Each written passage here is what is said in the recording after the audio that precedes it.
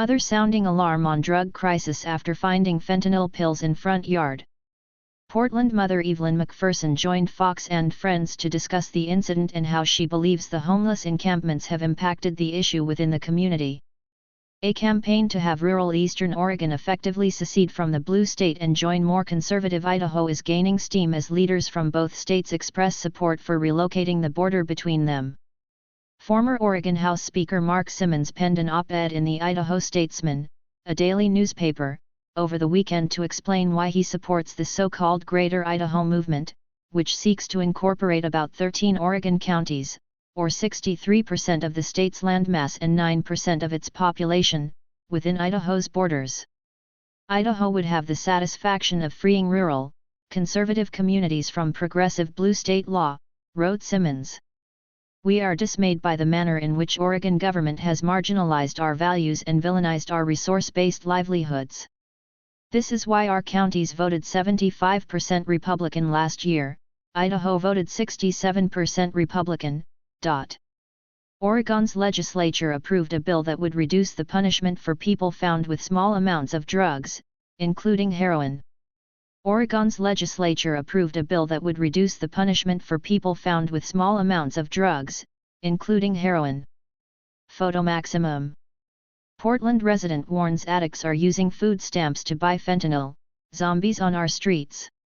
Simmons described how Oregon stores are selling drugs near Idaho communities and hurting the quality of life in the area, explaining that moving the state line would force drug shops away from most of Idaho's population and help eastern Oregonians. These counties would help maintain rural values in the Idaho legislature, values of faith, family, and self-reliance, he argued. All of eastern Oregon voted against marijuana legalization and the decriminalization of hard drugs. Simmons' op-ed came after Idaho's House of Representatives earlier this month passed a resolution not to move the Idaho-Oregon border but rather to call for formal talks between the state's legislatures about relocating the boundary line. It's unclear if the bill will pass the Idaho Senate, but the chamber is, like the state's House, dominated by Republicans. Idaho State Capitol in Boise, Idaho. Idaho State Capitol in Boise, Idaho. Power off or ever via Getty Images. 2 Idaho lawmakers introduce legislation to criminalize giving out certain COVID-19 vaccines. Matt McCaw, a spokesperson for the Greater Idaho Group, has said he's confident the measure will pass, expressing optimism about the movement's goals amid skepticism from many people. When you have a new idea, there's always a lot of people that roll their eyes.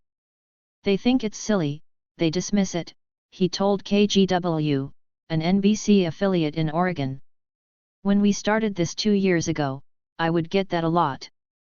Like, this will never happen, why are you wasting your time? Others have expressed doubt, including some lawmakers who voted for the measure approving talks. The reality is, I don't believe this will ever happen, said Idaho Republican Rep. Lance Clough. Rep. Colin Nash, a Democrat, jokingly asked for permission to amend the proposal to also add all of Montana to Idaho, quipping that doing so could be enough to allow Idaho to pick up a Democratic seat in Congress. Oregon Supreme Court refuses to overturn ruling blocking voter-approved gun measure from taking effect. Moving the Idaho-Oregon border would require the approval of both state legislatures as well as the U.S. Congress. Despite the support of Idaho lawmakers, the idea may face greater resistance in the Democrat-controlled Oregon legislature. Oregon State Sen.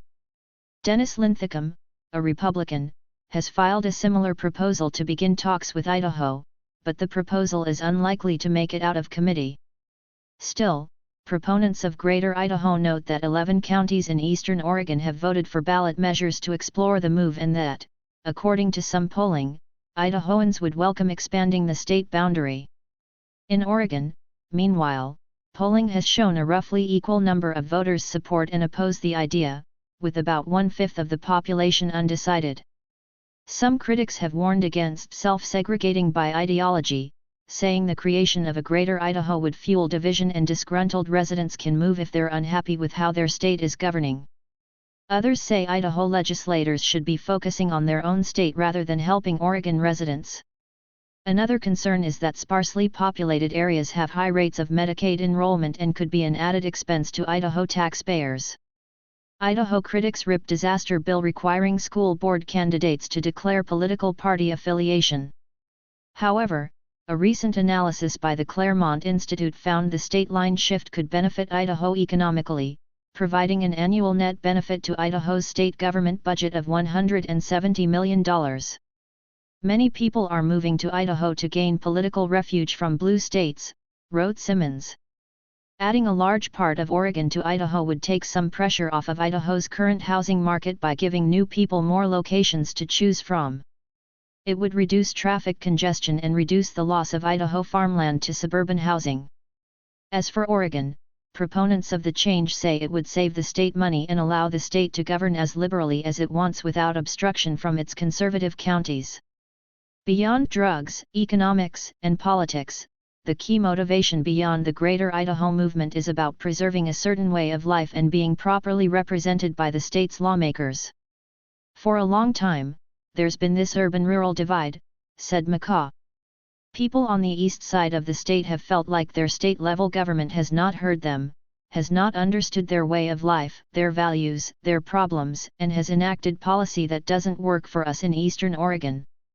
A Greater Idaho would be as big as Montana and twice as populous, with the new land increasing the state's population by about 21%.